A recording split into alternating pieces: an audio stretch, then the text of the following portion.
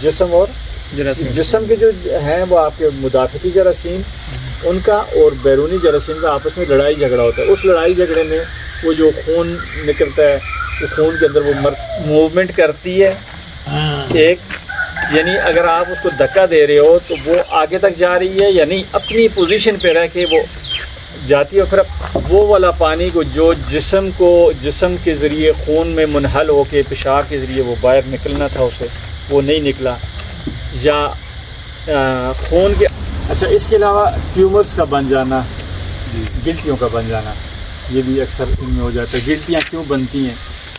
गिल्टियाँ या ट्यूमर बनने की जो वजूहत होती है, एक तो बैरूनी कोई ज़ख़म लग गया और उसके अंदर इन्फेक्शन आ गया तो वो ट्यूमर बन गया, और दूसरी वजह यह होती है कि खून के अंदर कोई ऐसा जरासीम गया है कि जो वहाँ पे टिक गया था उस जगह पे, और फिर उसने रुकावट पैदा की, फैट्स मतलब बने, और फिर मुख्तलिफ जरासीम आए और उन्होंने वहाँ पे ट्यूमर पैदा कर दिया। दोनों सूरतों में बैरूनी या अंदरूनी अगर कोई ट्यूमर बन गया है,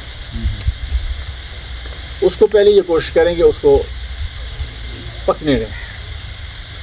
ट्यूमर अगर बन गया है तो उसको थोड़ा परवान चढ़ने दें, थोड़ी जो पस उसके अंदर होगी वो, फिर उसकी आप सर्जरी कर दें। ठीक है, ब्लेड लेके उसको कट लगाएं, कट लगा के, या फिर अगर बहुत छोटा है तो फिर मोटी वो सिरिंज लेके आप सिरिंज को फोड़े के दोनों तरफ, इधर से भी और इधर से भी, इधर से भी, ठीक है, उसको करके वो निकाल दें, उसकी पस वगैरह निकाल दें। ठीक है, और अगर उसके अंदर पस के साथ खून भी निकलता है तो बहुत अच्छी बात है। सिर्फ अगर पस ही निकलती है तो पस के साथ अगर खून निकाल रहे हैं, क्योंकि खून जो है जहाँ से निकलेगा तो वो उस आर्गन को सैराब करेगा। ठीक है, तो वो फिर सही हो जाएगा। अच्छा डॉक्टर साहब, अगर तो यही एब्सेस पेट के अंदर डेवलप हो जाए जो बाहर नज़र नहीं आ रहे, हाँ, ये इसको बाहर से ऑपरेट करना पॉसिबल नहीं है, तो ये एक तो ये है कि हमें कैसे पता चलेगा कि आया ये एब्सेस है या ब्लॉटिंग है या क्या है ना, तो ये तो मतलब बैरूनी हमें नहीं पता चलेगा ये क्या चीज़ है। स्पेशली लिवर के मादाओं में अच्छा इस तरह की केसेस ज़्यादा डेवलप तो उसके लिए फिर आप एंटीबायोटिक देंगे। एंटीबायोटिक से वो उसका जो ये म्यूकस वगैरह इतना बना होता है वो सारा ख़त्म हो सकता है। म्यूकस मीन्स पस जो इतनी ज़्यादा डेवलप हो जाती है वो सारी ख़त्म हो सकती है एंटीबायोटिक से। हाँ, एंटीबायोटिक से खत्म हो। ये म्यूकस होती क्या है? बेसिकली म्यूकस जो होता है या पस जो होती है, ये पीप जो होती है, ये होती क्या चीज़ है? जिस्म का और जरासीम का मुकाबला होता है। जिस्म और जरासीम, जिस्म के जो हैं वो आपके मुदाफ़ती जरासीम, उनका और बैरूनी जरासीम का आपस में लड़ाई झगड़ा होता है। उस लड़ाई झगड़े में वो जो खून निकलता है, वो खून के अंदर वो मरते हैं और खून भी शामिल होता है, तो वो सारा वो मजमुआ बन के वो पस बन जाता है। अच्छा। ये बेसिकली ये आपके बॉडी, डायबिट के बॉडी की इम्यूनिटी को शो कर रहे हैं कि इसने मुकाबला किया है, लेटा नहीं है ये, उसने मुकाबला किया, उससे आप एंटीबायोटिक की मदद। हाँ जी, आज बात पानी जमा हो गया था, थोड़ा सा मूव कर लें सर, वो कुछ उसकी गिल्टी बन गई थी। तो बेसिकली ये चीज़ क्यों बनती है? एक छोटा सा इन्फेक्शन हुआ था कहीं से, कोई सुराख बना था, वो वाला पानी को जो जिस्म के ज़रिए खून में मुनहल होके पेशाब के ज़रिए वो बाहर निकलना था उसे, वो नहीं निकला, या खून के अंदर जो होता है एक प्लाज्मा होता है, एक खून होता है और एक प्लाज्मा होता है, दो चीज़ें होती हैं, उसका कम्बिनेशन हो सकता है, क्योंकि यहाँ पे आ गया तो इसे cyst, hydrocele cyst, watery cyst कहते हैं। सिस्ट, हाँ, पानी की रसोली बन गई है। आपने बहुत अच्छा किया है कि सिरिंज के ज़रिए निकाला है, लेकिन इसको मुकम्मल चीरा लगाना है। ठीक है, मुकम्मल चीरा लगा के जो इसकी रूट है ना, जहाँ से ये रूट है, उसको आपने ओपन करना है। ओपन करके फिर पायोडीन वगैरह लगा के, ठीक है, तो उसको आपने छोड़ना है, तो इंशाल्लाह ये बेहतर हो जाएगा। अगर इससे खून निकल गया, सिस्ट फाइबर की हो फिर क्या होगा? फाइबर हार्ड है, हार्ड सिस्ट है, ट्यूमर या वो ना, तो उसको भी मतलब है कि ये चीरा लगाना है, इसको कट करके दिखाएंगे। चीरा लगा इसके के। लिए मैं आपकी थोड़ी सी जी जी आपकी हेल्प के लिए जी जी एक वेटनरी में एक मेडिसिन आती है पोल्टस के नाम से। अच्छा पोल्टस पोल्टस, इट इज़ ए मरम, अच्छा मरम की तरह। ठीक। आपके जानवर के जिस्म पे कहीं किसी जगह पे सिस्ट बन गई जो कि फील हो रही है, आप हाथ लगाते हैं तो गिल्टी फील होती है, लेकिन उसका माउथ नहीं है, अभी तक उसका मुंह कोई नहीं है कि उसमें से पस निकल सके या उसको कुछ कर सके। तो एक तरीका तो आपने बता दिया कि जब तक वो उसको पहले तो थोड़े दिन ठहर जाए ताकि वो सख्त हो जाए, पक जाए, फिर फुल हो जाए, फिर उसको चीरा दे के उसको निकाल दें। दूसरा तरीका इसका ये है सर कि पुल्टस जो क्रीम है वो उस जगह से उसके बाल शाल उतार दें, गिल्टी सब में नज़र आ जाएगी। अब उसके ऊपर वो पुल्टस दिन में 2-3 दफ़ा मरहम लगाएं, मरहम लगाएं। ठीक। वो मरहम मैं चूँकि मुझे मेडिसिन नहीं आती और मुझे इसके अंदर भी की जो है केमिस्ट्री नहीं पता कि क्या, लेकिन उसका रिजल्ट ये होता है सर कि 2 से 3 दिन के अंदर उसका मुंह बन जाता है। अच्छा जी, ठीक है सर, 2 से 3 दिन के अंदर उसका खुद ब खुद सी जगह पर उसका एक मुंह बन जाता है। आप ये दवाई लगाते रहते हैं और उसके ऊपर एक खिरंड सा बनना शुरू हो जाता है, खिरंड बन रहा होता है और वो हार्ड हो रहा होता है, उसका शेल की तरह बन रहा होता है, वो शेल की तरह, और वो 3-4 दिन के बाद वो शेल फट जाता फट जाता है है और वो पूरा एग के शेल की तरह बाहर सेपरेट हो जाता है और उसके नीचे से आपको सारा गंद सन जो है साफ नजर आता है और आप उसको साफ करते हैं, साफ करके फिर आयोडीन वगैरह लगा के फिर सिकाट्रीन का उसके ऊपर स्प्रे कर देते हैं, वो पाउडर स्प्रे कर, सो दैट वो सील हो जाता है। फिर बस ये 2-3 दिन के लिए सिकाट्रीन आप उसको लगाते हैं तो वो ये हो जाता है। बहुत इसकी अंदर की साइंस वो मुझे नहीं पता, because I am not a doctor, लेकिन ये प्रैक्टिकल क्योंकि कर रही है। ये तो जो बयान कर रहे हैं कर रहे हैं पस वाले, नहीं जिसका पास जो सख्त वाले जो पहले बताया था दैट वाज फाइट कर वाटर। लेने देना। वाटरी। जी सर, जी सर। जो आप बयान कर रहे हैं इसमें पस है, तो मैं कह रहा हूँ वो मुकम्मल हार्ड है, गिल्टी, देखें वो गिल्टी जो मुकम्मल फाइबर की हार्ड अच्छा वो गिल्टी जो है है। आया वो मूवमेंट करती है हाँ। एक, यानी अगर आप उसको धक्का दे रहे हो तो वो आगे तक जा रही है, यानी अपनी पोजीशन पे रह के वो जाती है और फिर अपनी पोजीशन पे आ जाती है, आगे पीछे हो रही है। आगे पीछे हो रही है। तो इसमें क्या हो सकता है कि फैट्स, ठीक है, डिपोजिशन ऑफ फैट्स जब हो जाते हैं तो ये चीज़ सूरत आ जाती है। वही जो मैं कह रहा था ना कि फास्टिंग करवाएं खरगोशों को, तो ये सारी चीज़ें हजम हो जाती हैं, ये चीज़ें फिर नहीं आती। उसमें अगर ये फैट्स का फिर ऑपरेशन करके इसको remove कर हाँ, इसको रिमूव कर उसमें यह है कि इस तरह की अगर कोई बीमारी शुरू भी हो रही होगी तो वो उस फास्टिंग के अंदर डाइजेस्ट करके निकल जाएगा। हाँ, वो डाइजेस्ट कर लेगा, क्योंकि वो फैट जो इधर ट्यूमर बनने के लिए फारग था तो वो उधर एनर्जी में चला जाएगा। ये डॉक्टर साहब ये तो ह्यूमन बॉडी में भी ये इस तरह के जो है वही चीज़। सिस्ट बनती हैं। जी जी यहाँ मैंने उंगली रखी हुई है, जी जी यहाँ पे एक फैटी सिस्ट है हाँ और इसी तरह 1-2 जगह छोटी छोटी सी फैटी, तो वो मैं चला गया डर्मेटोलॉजिस्ट के पास, उसको मैंने जाके ये पूछा कि यार ये समथिंग गोइंग हियर, तो उन्होंने कहा अगर तो ये आपको तकलीफ दे रही है फिर तो मुझे बताएं, मैं कुछ करता हूँ। अगर आपको तकलीफ नहीं दे रही तो छेड़ते क्यों, मत छेड़े इसको आप, क्योंकि कई दफ़ा जो होते हैं आपके नासूर बन जाता है, बिगड़ जाता ट्यूमर्स जो होते हैं वो कैंसर में नहीं, वो होते हैं स्लीपिंग को क्या कहते हैं, Benign। बेनाइन है वो।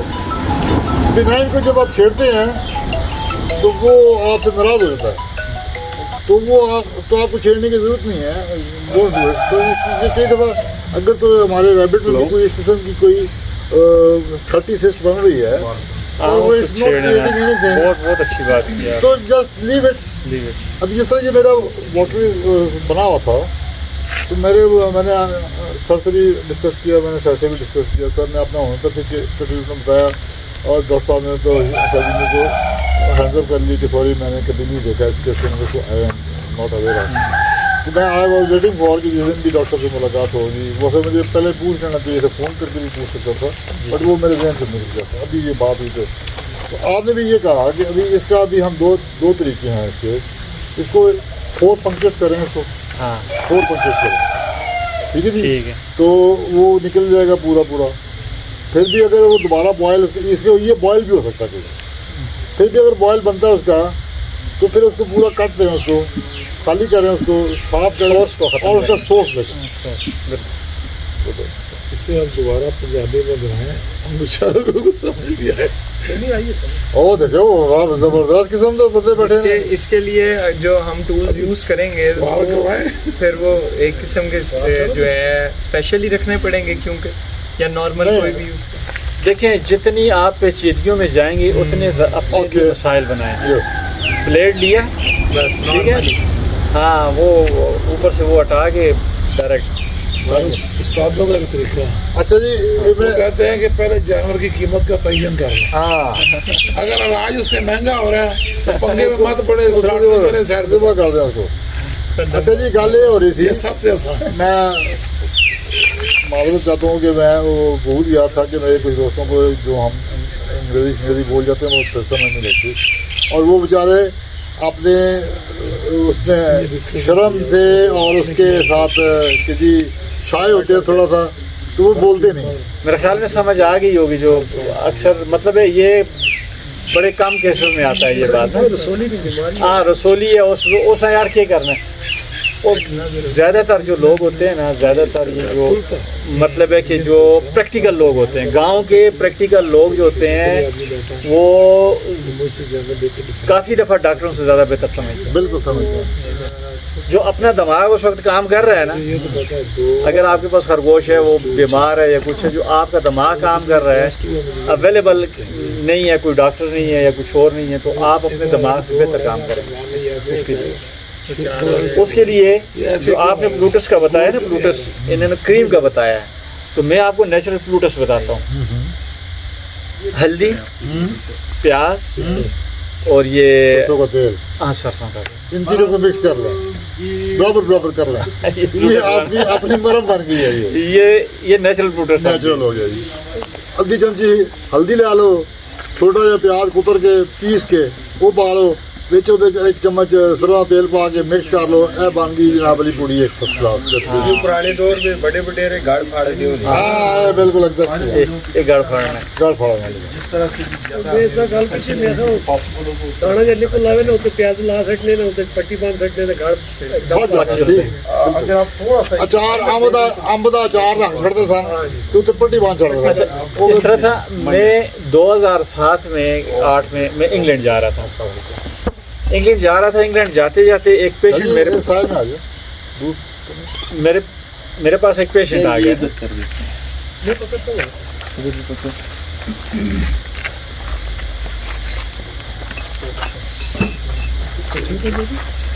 अंदर आ जाओ। अच्छा जी, आप इंग्लैंड जा रहे हो। अच्छा, ये मैं वो बात उसी तरफ लेके आऊँगा कि जो इस तरह हुआ कि एक पेशेंट आ गया कि उसको पस पड़ी हुई थी ना, कह रहा था कि मैं कम्प्लेक्स में आज हफ्ता हो गया मैं कर रहा हूँ, वो मतलब ठीक से ड्रेसिंग भी नहीं कर रहे, तो आप करें ना। मैंने कहा ठीक है मैं करूँगा। मेरे ख्याल में 2-3 दिन मैंने उसको की तो काफ़ी अच्छा उसको बेहतर रिजल्ट्स आ गए ना। तो अगले दिन मैंने 2 दिन बाद जाना था, इंग्लैंड जाना था, तो मैंने क्या किया कि वो उसको सिरिंज दी। मेरा अपना तरीक़ाकार होता है ड्रेसिंग का, यानी अलग से होता है ना। मैं जब ऑपरेशन के बाद भी करता हूँ ड्रेसिंग में अलग से अपने तरीके से करता हूँ। तो मैंने नॉर्मल सलाइन दिया, सिरिंज में डाला, सिरिंज में डाल के प्रेशर मार के ताकि जो उसकी बैक्टीरियाज वगैरह हैं ये नॉर्मल सलाइन ये निकल के रह जाए।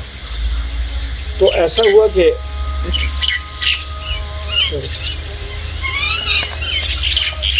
मैं उसकी ड्रेसिंग कर रहा था, उसके पस थी बहुत ज़्यादा।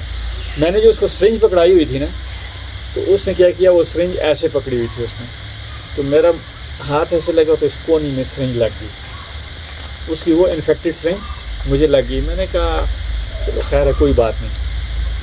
तो दूसरे दिन मुझे बुखार हो गया तो मैंने इधर हमारे डॉक्टर थे, मैं उनके पास गया, तो उन्होंने कहा जी ये तो सेलुलाइटिस है, यानी यहाँ से ये सारा सुर्ख हो गया सारा, ये सेलुलाइटिस है। तो मैंने कहा जी सर अभी क्या करूँ, मुझे भी क्या करना है, तुम्हें पता नहीं है इसको ऑपरेशन करना है। अच्छा, मैंने कहा मेरा जाना है, मैंने टिकट भी हो गया मेरा। तो या फिर अपनी सेहत को देखो या टिकट को छोड़ो। बिल्कुल मैंने कहा टिकट को तो नहीं छोड़ता, ठीक है। सेहत अल्लाह करेगा ठीक हो जाएगी। अच्छा, उसी हालत में मैं गया जी, मुझे सुबह टेम्परेचर था, सारा मसले। वहाँ पे जब पहुँचा ना तो वहाँ पे मेरी बड़ी बहन थी। उन्होंने कहा तुम्हें तो बुखार है, यहाँ तो मतलब है कि अस्पताल में ले जाना तो एक मुसीबत होती है। चलो खैर है, क्या हुआ? मैंने कहा जी ये बस वो लगा है। तो उन्होंने कहा कोई बात नहीं। उन्होंने क्या किया जी, वही हल्दी ली, प्याज लिया और रात को इधर रखा। तो सुबह यकीन करने कि रज़ाई भी सारी जो है ना, वो कपड़े रज़ाई सारा अंदर से सेलुलाइटिस जो है ना वो सारा निकल गया। तो 2-3 दिन के अंदर ये ठीक हो गया। तो मैंने उधर सर से फ़ोन किया, मैंने कहा जी सर वो सेलुलाइटिस तो मेरा ठीक हो गया है ना। वैसे डराते रहते हैं आप। अपनी हिकमत भी करनी चाहिए। अपनी हिकमत पहले है, ना हुआ तो फिर मतलब है आगे जाए। हाँ, बाबले कुत्ते बाबला कुत्ता कट लवे तो डॉक्टर कहता 14 टीके लवाओ। हाँ, तो पेट वाला बंदा कहता सिर्फ बच्चों पीसो, सरੋਂ तेल लाओ तो जिसे किटे हथ ला दो उसे बंद, बस खत्म हो गई गल। मेरे टीके ना डर दिया तो मैं डॉक्टर की बोल गया तो सारा इलाज ऑपरेशन करने